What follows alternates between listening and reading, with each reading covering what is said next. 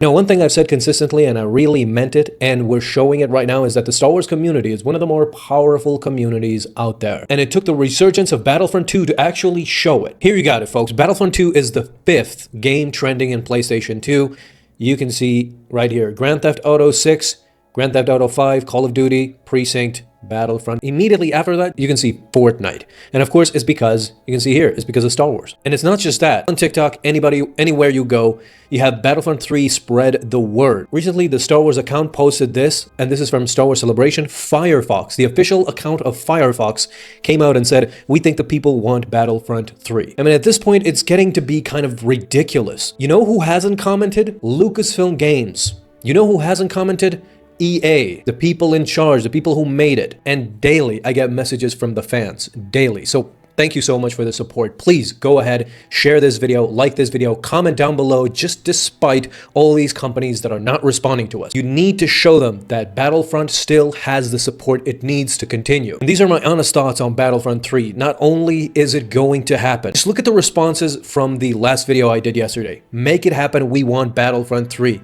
Battlefront 2 is especially great on PC because of the modding community. This is exactly what I said. There's many elements to this resurgence. That's Fortnite with its Star Wars collaboration. The Andor series and the finale was pretty great. But of course, the modding community just does not stop. I thought this comment was very interesting. It takes several years to make a Battlefront 3, but it only takes a few months to update Battlefront 2. So this is completely something else, and it's very interesting. So I want to know, what are your thoughts about this? Do you want EA to come back and give us official updates on Battlefront 2, remove the cheaters, and get us some new maps, get us some, until we get a Battlefront 3? Leave all your thoughts down below, and don't forget to share this video. Let them know that Battlefront 3 should be coming very soon, an announcement at the very least. So let's talk realistically, my honest opinion about how this happened and how we should proceed. EA just stopped supporting Battlefront 2. It's been years now. Battlefront 2 right now basically is unplayable. I play Battlefront 2 every now and then. I try to get back into it because I miss the nostalgia and I miss the fun that I used to have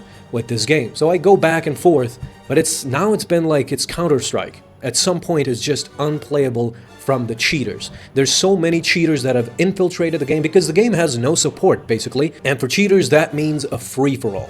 They don't care, and they just ruin the game. So if you want to have fun in Battlefront 2 right now, you just have to skip over that part where you can see a dude with 100 kills in a minute. So if EA doesn't support Battlefront 2, doesn't support the Star Wars community anymore, this is a clear sign, Lucasfilm Games. If you want Battlefront 3, and if you want the fans by your side, you need to think hard before your next move. Do not go to EA for Battlefront 3. There are many other studios out there that are capable of doing a much better job than anything EA could do with their loot box system. And don't get me wrong, they're in the right direction with what they're doing with Fortnite. You might not agree and you might think that it's a child's game, but at the end of the day, Fortnite is not pay to win. You can get V-Bucks and you can pay on Fortnite, but you'll get those customizations. So what happened? Let's talk realistically. Why did this resurgence happen? Did people just get Jedi mind tricked into playing this game?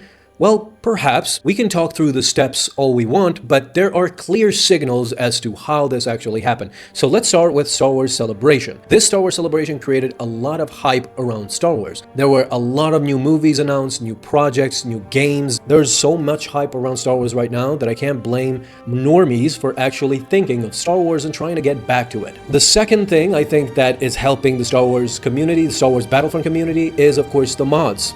The mods keep a dead game alive. Just ask the Skyrim community, just ask the Starfield community. Starfield has been completely revamped into a Star Wars Genesis, a mod pack where you have like Tatooine, the map of Tatooine has been scrapped from Star Wars Outlaws, skins. You can literally have a Star Wars RPG within Starfield. So Bethesda allowing all these players to mod their games that should have been dead by now. Games from 2011, Skyrim is 2011 and Starfield is 2023, so Starfield has a reason to still be alive. But Skyrim is just because of the mods. Fallout, Bethesda has shown clearly that the mods do work. If you leave your community with a passionate community that they can contribute and people can come back, this is what happened with Star Wars Battlefront. Battlefront has so many mods and so many skins that the developers themselves did not care to put in. The community kept this game alive with so many beautiful mods that should have been done by the developers in the first place. The third thing is, of course, Fortnite. The announcement of the Disney Fortnite collaboration. Star Wars now is fully on with new skins that I've never seen before. I mean, just take a look at the Kaleesh Warrior Grievous without his mask. This is the first time we've seen him without his skull mask, even as a Kaleesh Warrior. Because I read the Star Wars comics, there's one image of Grievous as a Kaleesh Warrior, but even that doesn't do it justice like this skin from Fortnite. So Fortnite is giving you Star Wars lore. I mean, Fortnite just announced that there was going to be Darth Jar Jar in the game. They're going full-on fanfic, lore. It's both crazy and fantastic what's happening in Fortnite right now. Of course, the controversy with the Darth Vader AI chatbot is really insane, and it shows you that we're entering into a new age of gaming that I just cannot comprehend where we're going, but it's gonna be exciting, it's gonna be crazy, whether you agree or not. So yeah, the Fortnite hype has piggybacked into a Battlefront resurgence. But there's more, believe it or not, and that's the Andor series. The Andor series just ended, and it gave a lot of nostalgia to not the characters, because you don't have Andor in Battlefront, perhaps with mods, but what you do have in Battlefront 2 is the Yavin map, and the Yavin base was heavily featured in Andor.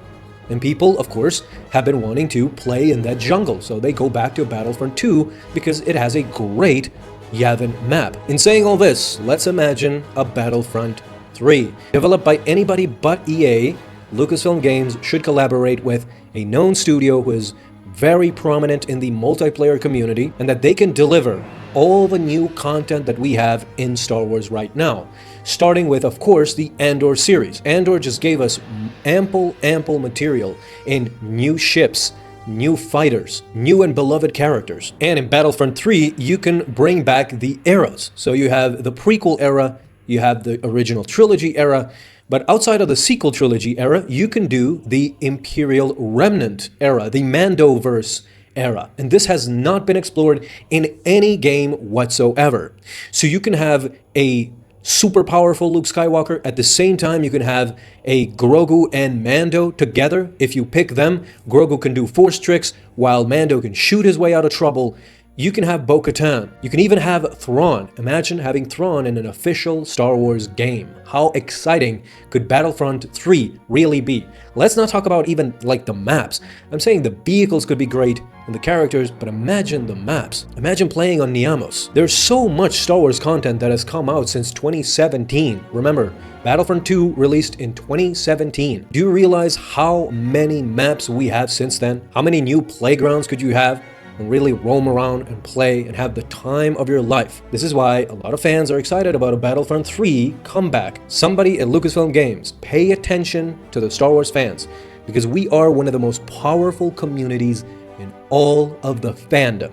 Not Marvel, not DC, not anybody else, but Star Wars. Star Wars has been kept alive since '77.